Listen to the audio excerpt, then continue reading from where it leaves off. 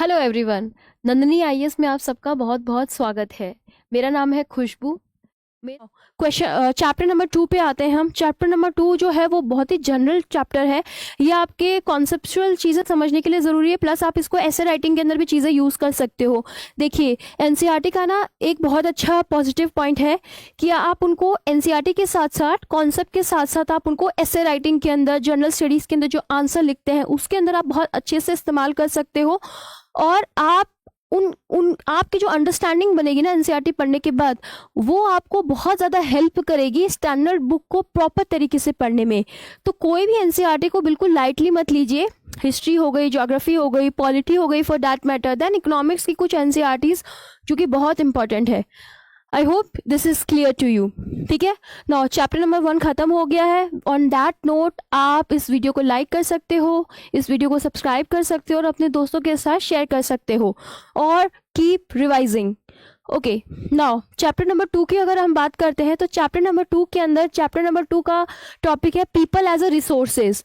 People as a resources का क्या मतलब है? Basically it is talking about a human capital. ठीक है, देखिए हमारी पॉपुलेशन बहुत ज़्यादा है। आपको पता होगा, अगर आपने ज्योग्राफी करी होगी तो आपको एक टर्म पता होगी, डेमोग्राफिक डिविडेंड। ओके, आपने एक पिरामिड्स के बारे में पढ़ा होगा, 8 सेक्स पिरामिड के बारे में। तो देखिए, चाइना नंबर 1 पॉपुलेशन पे है, इंडिया नंबर 2 पॉपुलेशन पे है। ठीक है, उसके बाद अगर हम बात करते हैं तो जापान की पॉपुलेशन भी बहुत ज़्यादा इंक्रीज हो रही है। लेकिन जापान के अंदर सबसे ज़्यादा पॉपुलेशन है वृद्ध लोगों की, सीनियर सिटीजन्स की। ठीक है, अब आप बात बताइए, अगर हमारे घर में बहुत सारे सीनियर सिटीजन हो जाए तो वो एक तरीके से हमारे ऊपर रिस्पॉन्सिबिलिटी होती है, हमारे ऊपर, राइट। हमें उनको तैयार करना है, हमें उनको खाना खिलाना है, कमा के ला के देना है, लाइक दैट।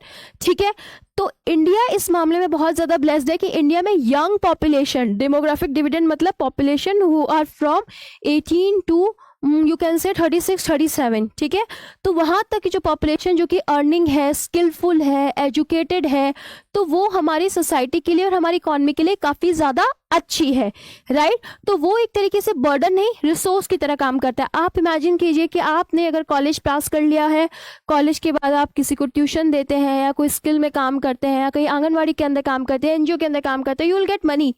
आप उस मनी से काफ़ी इन्वेस्ट कर सकते हो, अपनी ज़रूरतें पूरी कर सकते हो, तो you not be a burden on your family, right. तो सिमिलरली हम ज़्यादा पॉपुलेशन को नेगेटिव वे में नहीं देख सकते हैं, लाइक जापान इज लुकिंग, क्योंकि वहाँ पे senior citizen, so they are considered as a burden. But हमारे यहाँ पे हम we can consider our people as their resources. तो अगर पॉपुलेशन को हम रिसोर्सेज की तरह देखें तो उसके अंदर हमें बहुत सारे इन्वेस्टमेंट करने पड़ते हैं, लाइक एजुकेशन की फॉर्म में, ट्रेनिंग की फॉर्म में, देन आपका मेडिकल केयर की फॉर्म में। ठीक है, तो ह्यूमन कैपिटल जो होता है उसका मतलब होता है giving resources to people, like in the form of skills, education, health. इसलिए देखिए ना, इंडियन गवर्नमेंट काफ़ी ज़्यादा वर्क करती है, चाहे सरकार कोई की भी बने, लेकिन इंडियन गवर्नमेंट हमेशा वर्क करती है कि किस तरीके से पॉपुलेशन के लिए स्कीम्स लेके आनी चाहिए ताकि उनकी प्रोडक्टिविटी बढ़े और उनके स्किल्स का और उनका नॉलेज का हम सबसे यूटिलाइजेशन कर सके। ठीक है, so now the people is considered as a resources. This is very very important. Okay, people as resources, not people as a burden. Basically they are talking about people as a resources in the way which is working capital. Working capital means working population, जहाँ पे employment हो। कोई अगर 18-19 साल का लड़का है या लड़की है, वो काम कर रही है, अपना घर पाल रही है, पैसे कमा रही है और उसको इन्वेस्ट कर रही है, बिकॉज इकोनॉमी के अंदर इन्वेस्टमेंट एंड सेविंग्स का हमने कॉन्सेप्ट पढ़ा होगा। तो वो ज़रूरी है, पैसे अगर आ रहे हो तो उसको इन्वेस्ट भी करो and try to save that also, like that. Okay, लेकिन पॉपुलेशन बर्डन कब बन जाती है? जब यूथ हमारा दूसरी एक्टिविटीज़ में इन्वॉल्व हो जाता है, लाइक नेगेटिव एक्टिविटी में, लाइक क्राइम्स में, क्रिमिनल एक्टिविटीज़ में, टेररिस्ट एक्टिविटीज़ में। इन सारी एक्टिविटी में अगर यूथ अगर हमारा इन्वॉल्व हो जाता है तो उनको हम क्या, तब हमारे लिए वो पॉपुलेशन एज अ रिसोर्सेज नहीं, पॉपुलेशन एज अ बर्डन, भार जिसको बोलते हैं, वही रहता है। तो इसलिए गवर्नमेंट कोशिश करती है कि वो अपनी वेलफेयर स्कीम के थ्रू पॉपुलेशन को बर्डन नहीं बल्कि रिसोर्सेज बनाए।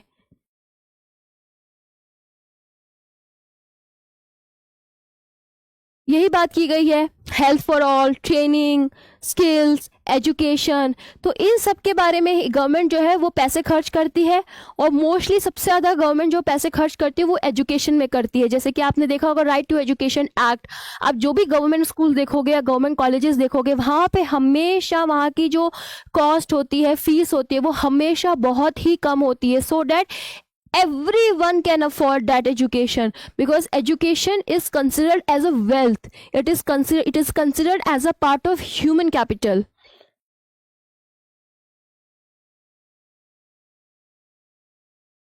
सो now these are the beautiful diagram, जहाँ पे दो विकास और सकल की स्टोरी डिस्कस की गई है, जिसमें विकास जो होता है वो काफ़ी पढ़ाकू होता है, वो अपने हेल्थ पे इन्वेस्ट करते हैं, एजुकेशन पे इन्वेस्ट करते हैं, बहुत अच्छा आदमी बनता है। लेकिन वहीं सकल जो होता है वो बिल्कुल पढ़ता नहीं है, ड्रग्स में इन्वॉल्व है, क्रिमिनल्स में, क्राइम्स में, पढ़ाई भी पूरी नहीं की और दूसरी एक्टिविटी में इन्वॉल्व है। तो दोनों का अगर हम फ्यूचर देखते हैं तो दोनों में विकास का फ्यूचर अच्छा है। विकास का फ्यूचर क्यों अच्छा है? क्योंकि उसने और उसने फैमिली ने सोसाइटी से जो लिया, सोसाइटी ने जो उनको दिया, उसका उन्होंने रिटर्न सोसाइटी को दिया इन द फॉर्म ऑफ एजुकेशन। आज वो लोगों की हेल्प कर पा रहे हैं, हेल्थ के अंदर हेल्प कर पा रहे हैं, ठीक है, पढ़ा पा रहे हैं, अपनी स्किल्स का प्रॉपरली यूज कर पा रहे हैं।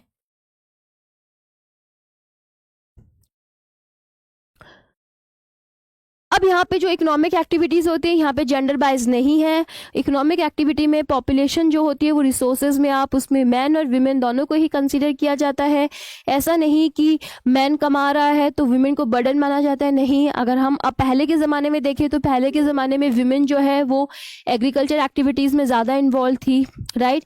एग्रीकल्चर एक्टिविटीज़ में इन्वॉल्व थी तो उनको भी वर्किंग पॉपुलेशन में कंसिडर किया जाता था, लेकिन इतना नहीं किया जाता था। लेकिन अब अगर हम बात करते हैं तो विमेन जो है वो एग्रीकल्चर एक्टिविटीज़ में इन्वॉल्व है, इंडस्ट्रीज़ में इन्वॉल्व है, देन सर्विस सेक्टर के अंदर भी इन्वॉल्व है। इस तरीके से विमेन जो है वो काफ़ी ज़्यादा इन्वॉल्व है। सो वर्किंग इकोनॉमिक एक्टिविटी के अंदर जो मैन और विमेन रहता है उनका बिल्कुल प्रॉपरली यही यूज़ होता है कि वो किस तरीके से ह्यूमन कैपिटल को इम्प्रूव करें एजुकेशन के अंदर और हेल्थ के अंदर। And not only education and health, but अगर प्राइमरी एक्टिविटीज़ में भी लाइक एग्रीकल्चर, फिशिंग कल्चर, ठीक है, आप विमेन को देखोगे। देन इंडस्ट्री के अंदर भी आप देखोगे विमेन वर्कर्स होते हैं, ठीक है। नाउ अभी आप सर्विस में देखो तो आपको ओला ड्राइवर विमेन दिखेंगी, रैपिडो राइडर विमेन दिखेंगी, विमेन आपको ट्रेन चलाते हुए, मेट्रो चलाते हुए भी दिखेंगी। नाउ अगर गवर्नमेंट ने अभी पिंक रिक्शा भी स्टार्ट की है, सो आप काफ़ी जगह ये चीज़ें जो है वो देखने को देखोगे। तो human capital means human capital, it's not gender biased.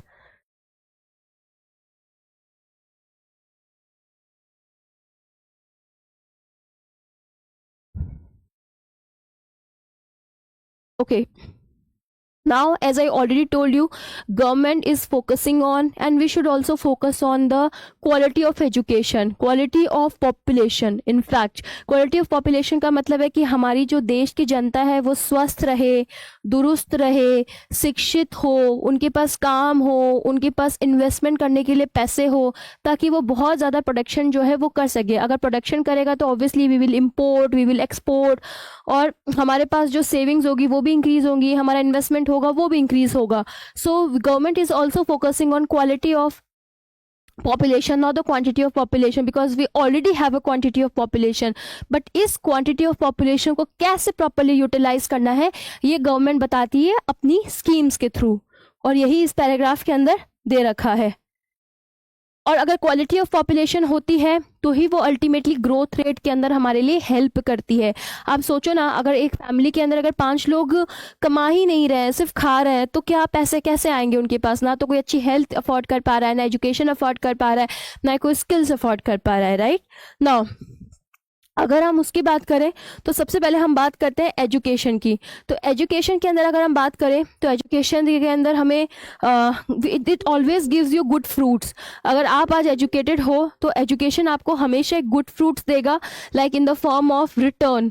जैसे कि फॉर एग्जांपल अगर आपने पैसे लगाए हैं कि आपने 12th अच्छे से पास किया और कोई स्किल्स का कोर्स कर लिया है, तो आप वो स्किल सीख के आज उस स्किल को यूज़ कर सकते हो। जैसे कि अभी ग्राफिक डिज़ाइनर की अगर हम बात कर ले तो graphic designing course, AI automated course, ये सब सीख के इंसान उसको यूज करता है अपनी डेली लाइफ के अंदर। ही कैन मेक, ही और she can make a content, they can create a content, they can develop script writing also, they can make a films also, like that. So अगर इस तरीके की बात करें तो these are considered as a quality education. Similarly अगर health की बात करें तो अगर healthy mind is very very important. ठीक है, अगर आपका healthy mind resides in the healthy body, आपको ये तो पता ही होगा कि जहाँ पे आपका अच्छा दिमाग जो है, स्वस्थ दिमाग जो है, वो स्वस्थ बॉडी और शरीर के अंदर ही निवास करता है।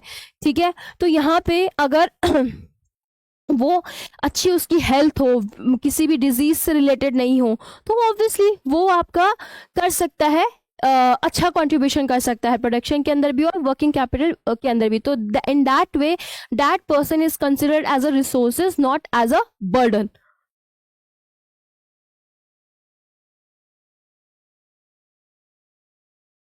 These are the government national education policy, ये सारी स्कीम्स के अंदर होंगी, यहाँ पे डिस्कस करने की ज़रूरत नहीं है, क्योंकि गवर्नमेंट ने अभी नई education policy, new education policy introduce की है, जो कि हम पढ़ेंगे बाद में।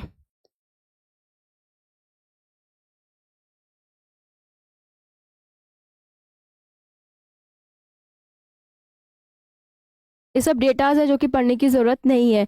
आपको बस ये ध्यान रखना है, हेल्थ के बारे में हमने ऑलरेडी आपके साथ कर लिया कि आपका फर्म का किसी भी मैक्सिमाइजेशन प्रॉफिट तभी होता है जब वहाँ पे कर्मचारी वहाँ के आपके हेल्दी हो। जैसे कि फॉर एग्जांपल, अगर आप कहीं कंपनी में काम कर रहे हो और आप वहाँ के मालिक हो, अगर आप देखते हो कि आपके कर्मचारी जो भी कंपनी में आ रहे हैं वो सभी के सभी बीमार हैं, तो क्या वो अच्छा परफॉर्मेंस दे पाएंगे, वो अच्छी प्रोडक्टिविटी दे पाएंगे? नहीं। तो इसलिए हेल्थ इज़ ऑलवेज इम्पॉर्टेंट, वो आपको प्रोडक्टिविटी में, प्रोडक्शन के अंदर काफ़ी ज़्यादा हेल्प करता है।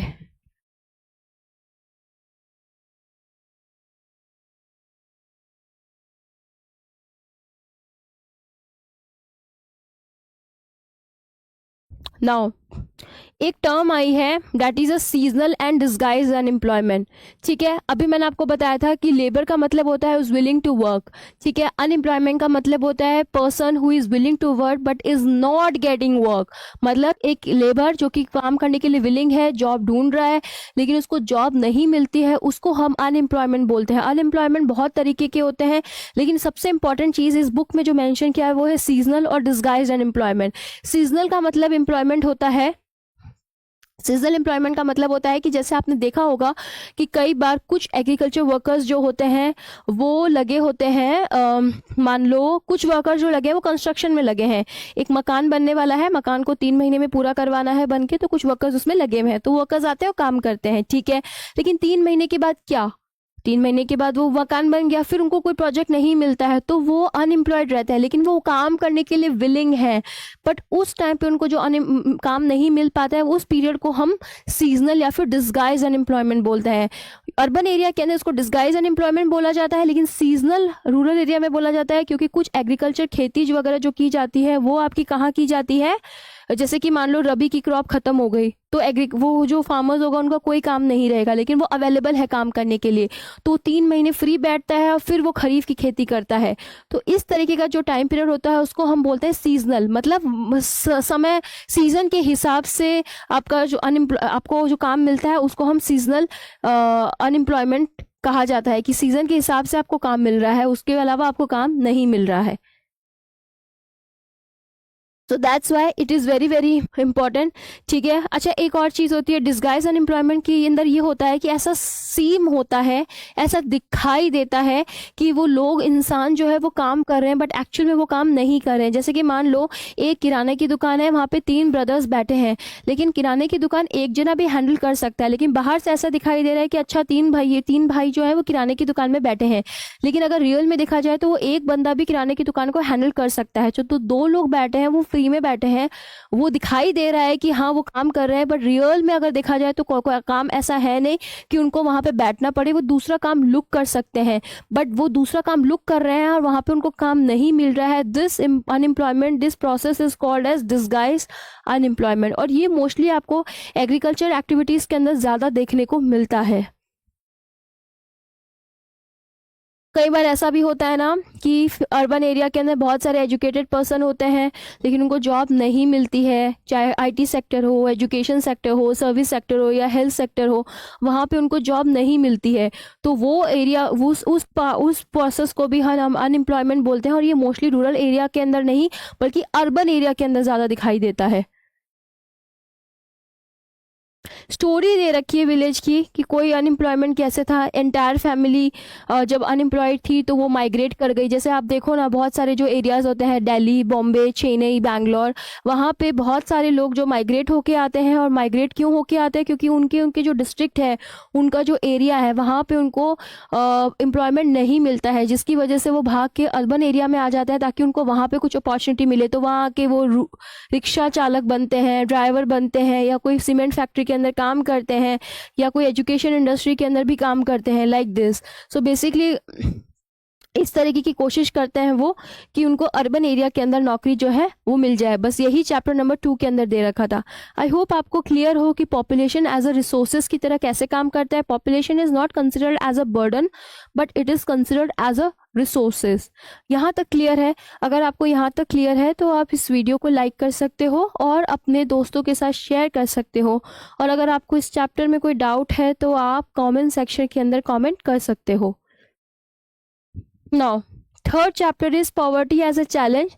This poverty concept is very very important since ये definition जो है वो poverty की, वो बहुत सारे चीज़ों लोगों ने अलग अलग दी है। वर्ल्ड बैंक अलग देता है, इंडियन गवर्नमेंट कैलोरी के हिसाब से देता है, कुछ कमिटीज़ बनती है जिन्होंने अपने अपने हिसाब से poverty की definition दे रखी है।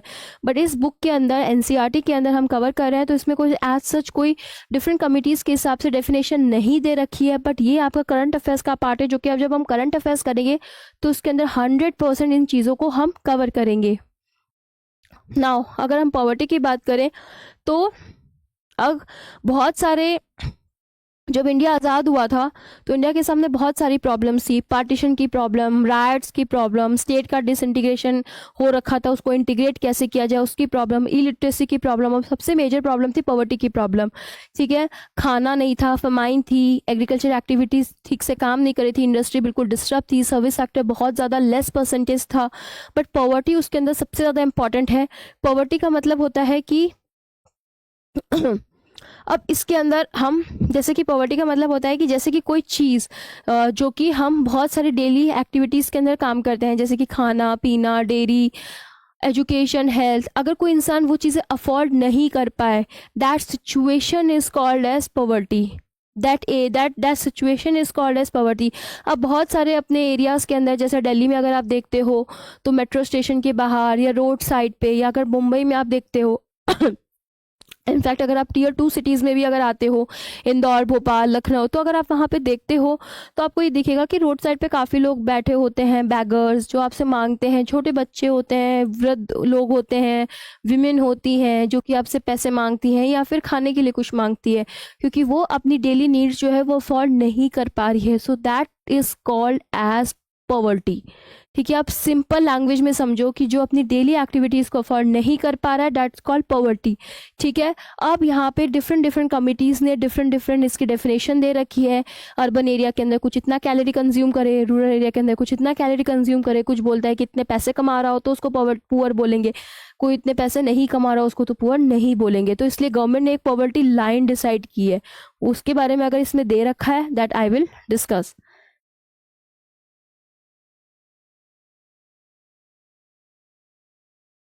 यहाँ पे भी दो दोस्तों की इकट्ठी स्टोरी बता रखी है। एक आपको बता रखी है रूरल एरिया की और अर्बन एरिया की। तो देखो ना, अगर आप अर्बन एरिया के अंदर 1,000 रुपये महीने के कमाते हो तो वो बड़ी बात नहीं है, लेकिन अगर सिमिलरली रूरल एरिया के अंदर अगर आप 1,000 रुपये महीने के कमाते हो तो वो बड़ी बात है, वो सस्टेनेंस है। क्यों? क्योंकि रूरल एरिया के अंदर आपको चीज़ों के खर्चे इतने नहीं होते, आपके ट्रांसपोर्टेशन के नहीं होते, आपके एजुकेशन के नहीं होते हैं।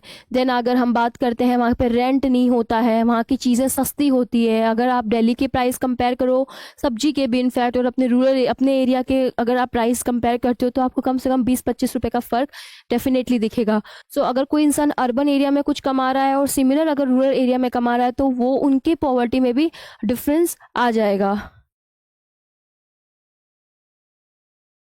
यहाँ पे वही स्टोरीज दे रखी है कि बहुत सारे रीजंस होते हैं पॉवर्टी के। सबसे एक इम्पॉर्टेंट रीज़न है लैक ऑफ एजुकेशन। अगर कोई फैमिली में एजुकेटेड ही नहीं है तो वो कैसे अमीर बन सकते हैं? अमीर का इन द सेंस वो डेली एक्टिविटीज़ को भी अपना अफोर्ड नहीं कर सकता। अगर कोई एजुकेटेड है तो वो अच्छी जॉब लेगा, अच्छी स्किल्स में काम करेगा, अच्छे सर्विस सेक्टर में काम करेगा या इंडस्ट्री में काम करेगा, तो उसको क्या मिलेंगे? पैसे मिलेंगे और उन पैसों से वो अपनी ज़रूरतें पूरी कर सकता है। ठीक है, तो सबसे एक मेन रीज़न है कि लोग इस तरीके से इसलिए हैं क्योंकि they are uneducated. Okay, the most important thing is uneducated. Second is government policy का प्रॉपर लाभ नहीं मिल पाना, लैक ऑफ गवर्नमेंट पॉलिसीज़। तो अगर हम बात करते हैं कि गवर्नमेंट ने काफ़ी सारी स्कीम्स चालू की है, स्कॉलरशिप, ठीक है, देन आप देखो गवर्नमेंट ने स्कूल्स की प्राइस कम कर दी है, फीस कम कर दी है, लेकिन वो बेसिक एमेनिटीज़ तक जो ये चीज़ें हैं, वो स्कीम्स हैं, वो बेसिक लोगों के पास पहुंच नहीं पाती है, या फिर बोल दो कि लोगों को इतनी अवेयरनेस नहीं है, जिसकी वजह से हमें यहाँ पे लोग जो है वो क्या दिखाई देते हैं, पुअर दिखाई देते हैं, and that is also the main reason of poverty. अब देखो, दिस इज़ वेरी इंपॉर्टेंट, ठीक है, ये कई बार मेंस के अंदर पूछा जा सकता है कि poverty as a seen by social scientist.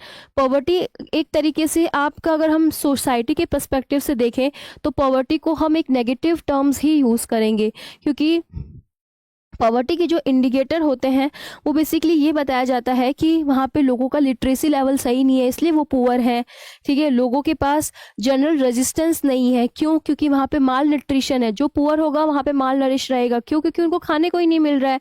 तो माल नरिश का मतलब होता है कुपोषण। ठीक है, देन अगर आप देखें lack of access to health care, जो पुअर होगा वो हेल्थ भी नहीं ले पाएगा। तो आप देखें ना, कई लोग कुपोषण के शिकार हो जाते हैं, डायरिया के शिकार हो जाते हैं और अपने बचपन में ही जान खो देते हैं। आपने अपने आसपास भी देखा होगा। ठीक है, then lack of job opportunity, वो ये दिखाता है कि जो पुअर है इसका मतलब है कि उनके पास अपॉर्चुनिटी नहीं है जॉब करने की, दे आर अनएम्प्लॉयड। ठीक है, it's considered as a lack of safe drinking water, बिल्कुल उनको वाटर सेफ नहीं मिलता, क्योंकि टैप वाटर में पानी पीते हैं, तो tap water is not always clean, right. अगर आप दिल्ली की बात करो तो they are not clean, ground water आता है, ठीक है, यमुना का वाटर आता है, दे आर नॉट क्लीन। ठीक है, फिल्टर वाटर नहीं है, तो जिसकी वजह से उनको पानी पी के काफ़ी ज़्यादा हेल्थ इशू रिलेटेड डायरिया वगैरह काफ़ी चीज़ें हो जाती हैं। ठीक है, they have a lack of water and sanitation. तो ये सारी चीज़ें भी आप यहाँ पे देख सकते हो। सो तो पॉवर्टी जो होता है वो एक तरीके से इस तरीके का सोशल इंडिकेटर जो है वो रिफ्लेक्ट करता है।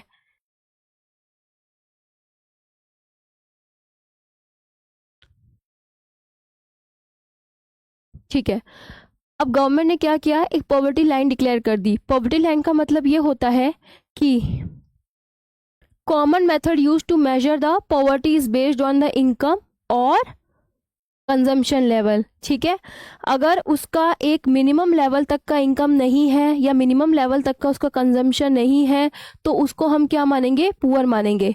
ठीक है, तो गवर्नमेंट जो है, गवर्नमेंट इस लाइन को क्या बोलते हैं, पॉवर्टी लाइन बोलते हैं। ठीक है, ये अर्बन एरिया के अंदर डिफर करती है, रूरल एरिया के अंदर डिफर करती है।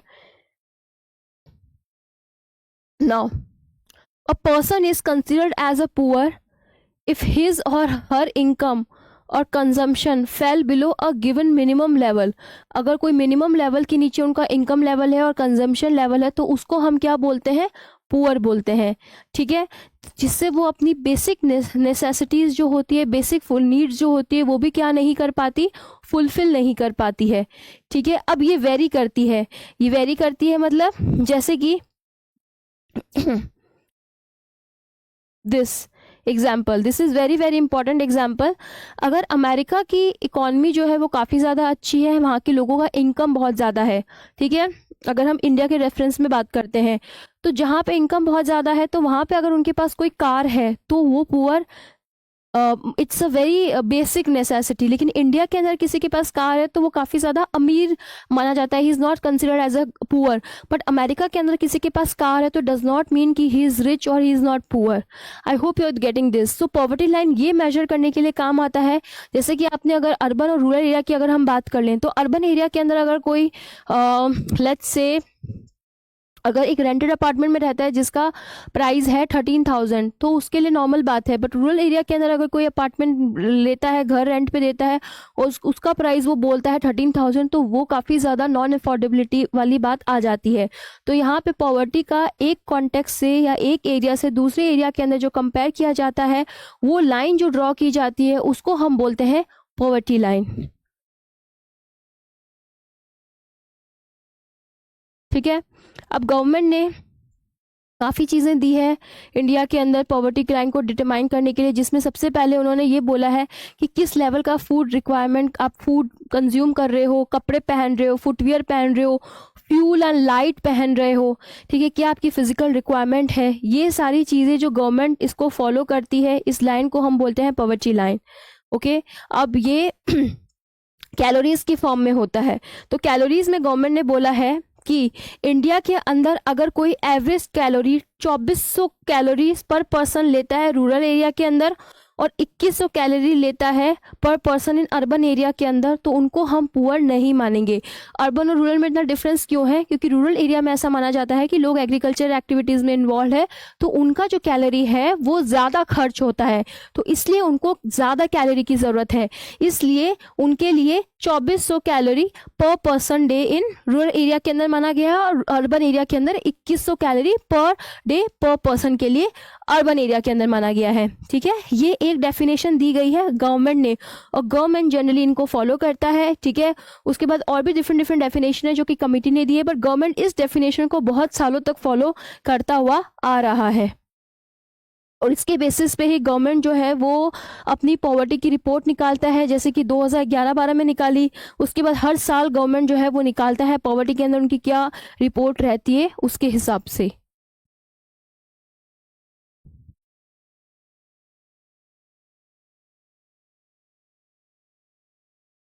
नाउ अच्छा, एक और चीज़ ध्यान रखना, ये टर्म आप काफ़ी ज़्यादा पढ़ने में आएगी आपकी सोसाइटी के अंदर भी, इकोनॉमिक्स के अंदर भी और ओवरऑल भी। This is called vulnerable groups. Vulnerable groups का क्या मतलब है? कुछ लोग जो कि पॉवर्टी लाइन के नीचे रह रहे हैं, ठीक है, वो कोई भी सोशल और इकोनॉमिक कैटेगरीज में आते हैं, जो कि पुअर हैं और जो कि पॉवर्टी लाइन से नीचे रह रहे हैं, उनको हम कहेंगे वल्नरेबल ग्रुप। वो कोई भी हो सकता है, they can be women, they can be man, they can be children, they can be senior citizen, they can be LGBT community. Okay, so people, proportion of people below poverty line is, ये सबके लिए same नहीं होता, सारे groups के लिए ज़रूरी नहीं कि कोई शेड्यूल कास्ट के हैं तो सारे ही पुअर होंगे, नहीं, उसमें से कुछ पुअर होते हैं, कुछ पुअर नहीं होते हैं। मीन्स इट ऑल डिपेंड्स कि पॉवर्टी लाइन के ऊपर वो कितना है और कितना नीचे है, राइट। तो जो पॉवर्टी लाइन के मोस्टली नीचे होते हैं उनको हम क्या कहते हैं? वल्नरेबल ग्रुप्स कहते हैं। और ये वल्नरेबल ग्रुप्स जो होते हैं वो मैन हो सकता है, वीमेन हो सकता है, जो कि मैंने अभी आपको बताया।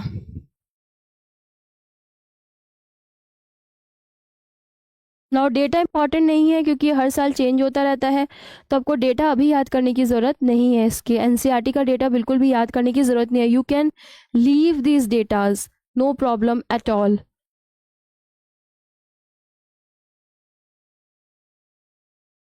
ओके, ग्लोबल पॉवर्टी सिनेरियो की अगर हम बात करें तो वर्ल्ड बैंक ने, जैसा कि मैंने आपको बताया, एक पॉवर्टी की डेफिनेशन दी है।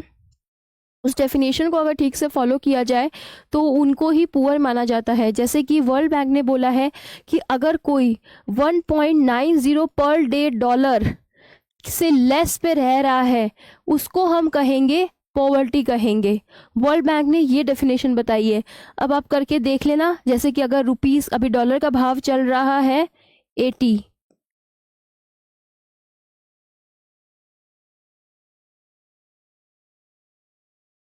तो कहने का मतलब है कि अगर कोई इंसान 152 रुपये पर डे नहीं कमा पा रहा है तो that person is called as poor. उसको हम पॉवर्टी लाइन के बेसिस पे लेके आएंगे। तो ये डॉलर चेंज होता रहता है तो उसके बेसिस पे ये पैसे भी क्या होते रहेंगे? चेंज होते रहेंगे।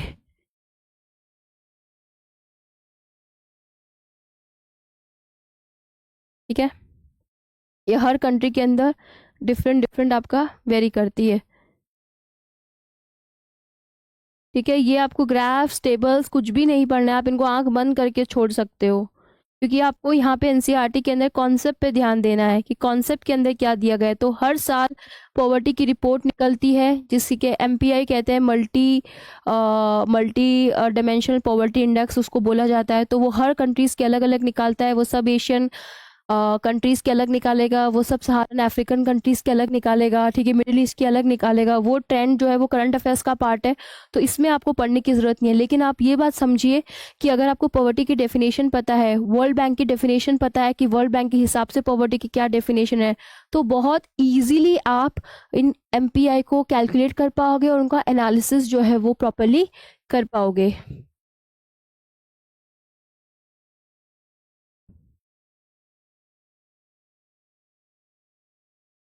नाउ ये चीज़ें बहुत इंपॉर्टेंट है। कॉजेज ऑफ पॉवर्टी ये आपके मेंस के लिए इम्पॉर्टेंट है।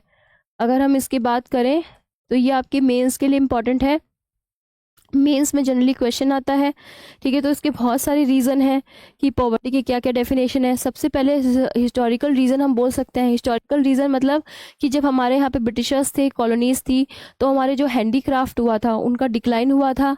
हमारी जो इकोनॉमिक एक्टिविटी हुई थी वो उस टाइम पे क्या हो गई थी, डिक्लाइन हो गई थी, मतलब गिर गई थी। और वो जब देश आज़ाद हुआ तो कंटिन्यू रही। उसके बाद हमारी जो ग्रोथ रेट है वो क्या हो गई थी, यहाँ पे लो ग्रेथ रेट रही थी, ठीक है। उसके बाद अगर हम देखें तो यहाँ पे जॉब अपॉर्चुनिटीज़ जो है लोगों के पास वो बहुत ही ज़्यादा कम है। जॉब अपॉर्चुनिटीज़ कम होने की वजह से लोग जो है वो क्या है, पुअर है, ठीक है। उसके बाद आप ये देखो कि ग्रीन रिवोल्यूशन की वजह से एग्रीकल्चर के अंदर इम्प्रूवमेंट आया है। बट अगर हम बात करें एग्रीकल्चर की तो वहाँ पे मैंने जैसे आपको बताया था, सीजनल अनएम्प्लॉयमेंट हमें दिखाई देता है सबसे ज़्यादा, ठीक है। क्योंकि उनके पास जॉब अपॉर्चुनिटीज़ नहीं है, एग्रीकल्चर प्रोडक्टिविटी जो है वो इतना अच्छा काम नहीं कर रही है। तो ये सारी चीज़ें रीज़न जो है वो कॉजेज़ हैं पॉवर्टी के, ठीक है। उसके बाद सोशो इकोनॉमिक रीज़न भी इंपॉर्टेंट है। Socio cultural factor, socio cultural factor का मतलब होता है कुछ लोग ऐसा मानते हैं ना कि हमारे किस्मत में ही गरीब रहना लिखा हुआ है, तो उस तरीके से काम नहीं कर सकते, तो यहाँ पे कर्मा थ्योरी भी आती है, तो सोशो कल्चर उसको भी मान सकते हैं। एक और सोशल कल्चर में आता है कि कोई कुछ काम जो होता है कुछ कास्ट के लिए या कुछ जेंडर के लिए होते हैं, जिसकी वजह से लोग वो काम अडॉप्ट नहीं कर पाते हैं, जिसकी वजह से पुअर रह जाता है। जैसे कि फॉर एग्जांपल अगर किसी फैमिलीज़ के अंदर जॉब करना अलाउड नहीं है क्योंकि उनके उनके नियमों के हिसाब से, उनके सोशल कल्चरल बिलीफ के अगेंस्ट है, तो वहाँ पे अगर वो काम नहीं करने देते हैं लड़कियों को या फिर अपने परिवार के मेल मेंबर को भी उस पर प्रोफेशन के अंदर, तो वो पुअर माने जाते हैं, ठीक है। ये एक पॉवर्टी का कॉजेज हो सकता है, ठीक है। नाउ गवर्नमेंट ने बहुत सारे एंटी पॉवर्टी मेजर्स लिए रखे हैं। आपको ये वाले मेजर्स पढ़ने की ज़रूरत नहीं है क्योंकि ये बहुत ही पुराने मेजर्स हैं, ठीक है। और पुरानी स्कीम्स में से क्वेश्चन नहीं आता है। आपको जो स्कीम्स में से क्वेश्चन आएगा वो न्यू स्कीम्स में से आता है, ठीक है। पॉवर्टी के रीज़न आपको पता होने चाहिए, लेकिन गवर्नमेंट उनको इम्प्रूव करने के लिए क्या कर रही है ये हमें प्रेजेंट कॉन्टेक्स्ट में, करंट अफेयर्स के कॉन्टेक्स्ट में पता होना चाहिए।